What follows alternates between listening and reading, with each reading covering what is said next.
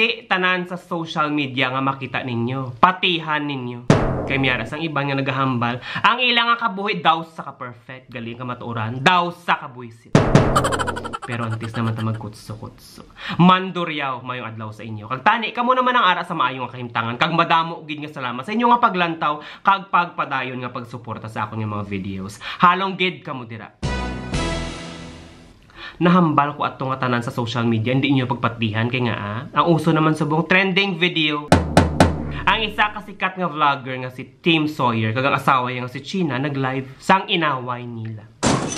Anong reaksyon ko? Anong mahambal ko? Tigulang na ina sila. Dlagko na ina sila, kasangkol na sila. Gani imbis nga maghatag ako sang reaksyon, mahatag ako sang leksyon sa ina nga sitwasyon kung anong inyo nga dapat nga himuon.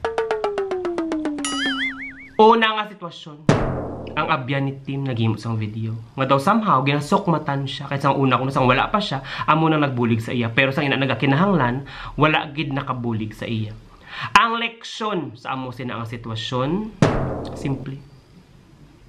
Kung ikaw maghatag sang bulig, dapat halin sa imo nga tagipusoon. Hindi ka maghulat o kung mag-ekspektar ikaw balikan kag buligan man. Simple. Ikaduha, ang mga tao, maayo kung may kinahanglan sa imo, pero kung wala, hindi ka nakilala. Ikaduha nga sitwasyon, ang iyang asawa nga si China, nag-live video sang away nila. So, hindi man maayo. Kasi syempre away nyo na. Kagkamo man nga duwa ang makasolbar sina. Anong labot sang ibanda? Nga inta nyo gid. Gani ang solusyon sa ina nga sitwasyon. May mga bagay nga dapat para sa aton na kagitagid lang ang makasolbar. Wala labot ang iban. Sa amo to nga sitwasyon, sa iyang abyan, sa iyang asawa, isagid lang ang nakita ko nga problema o kung ang cause sang ilang inaway. Wala na sang iban kundi kwarta. Inang kwarta, damo gina sang mahimo. Damo sang maguba nga pag-abyanay, pamilya ka parintihanay, asawahay, magkalaguba tungod sa kwarta. Gani para sa akon, kunin ang matabo sa akon, may manghula, may mangutang, kagamay gid man lang, go, sige, pwede. Pero, hindi na ako mag-ekspektar nga bayaran pa. Kung magbayad gid man ti salamat.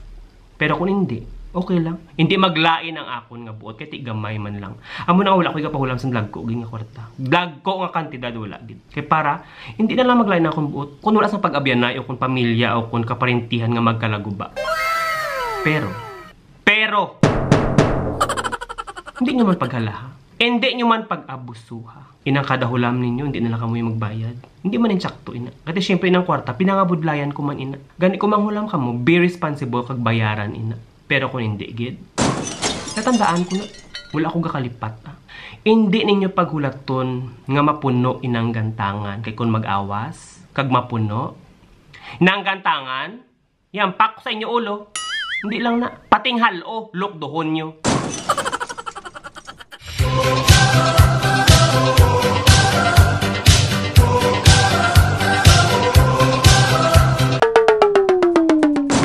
Gani inang kwarta, kung madamo ka, malain. Kaya syempre yung kwarta, root of all evil. Pero kung wala ka, malain man. Kaya maano ka, manganga.